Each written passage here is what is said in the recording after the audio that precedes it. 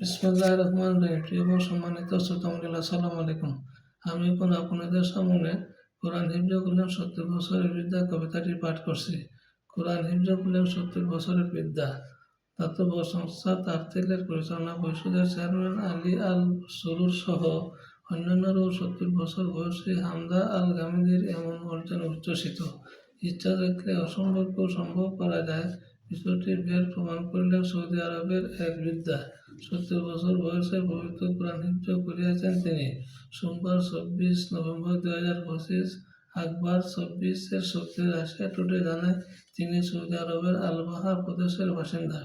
তারতিল নামের স্থানীয় একটি দাতব্য সংস্থার অধীনে পরিচালিত হালকাত ও তাহফিজুল কোরআনে পড়িয়া হামদা হিফজ সম্পন্ন করেন। সবচেয়ে আশ্চর্যের বিষয় হল, হিফজ সম্পন্ন করিতে তাহার অন্তত 2 যুগ সময় লাগিয়াছে, অথচ শৈশব হইতে তাহার মধ্যে কোরআন হিফজ করার প্রচণ্ড আগ্রহ ছিল।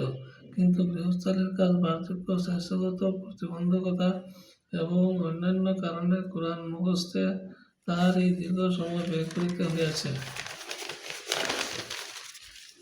তারপরও জীবনের এমন পরন্ত বেলায় গামিদীর এই অর্জনে দারুণ উচ্ছ্বসিত হালকাত ও তাহফিজুল কোরআনের সংশ্লিষ্টরা।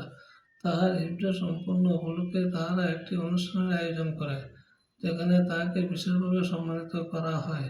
এই অনুষ্ঠানেতে এই বার্তাও দেওয়া হয় যে আসলে পবিত্র কোরআনে কারিম জীবনের এক অনন্য আলো। যে কেউ তাহাকে পবিত্র আপন বানাইবে, তাহাকে পবিত্র কোরআন পথ দেখাইবে, তা যে বয়সেই হোক। হামদা আল গামিদীর হিফজ শিক্ষিকা বলেন, হাফেজা হামদা নিজেই বাস্তবে এক উদাহরণ। কোরআনের প্রতি তাহার ছিল চূড়ান্ত আগ্রহ ও টান।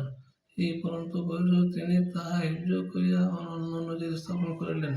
তথ্যসূত্র প্রকাশ 25 নভেম্বর 2025 নাদিমত অনলাইন রুম। প্রিয় এবং সম্মানিত শ্রোতামণ্ডলী, পরিশেষে আমি আপনাদেরকে আবারও সালাম জানিয়ে আমি আমার কবিতা পাঠ এখানে শেষ করছি। আসসালামু আলাইকুম ওয়া রাহমাতুল্লাহি ওয়া বারাকাতুহু।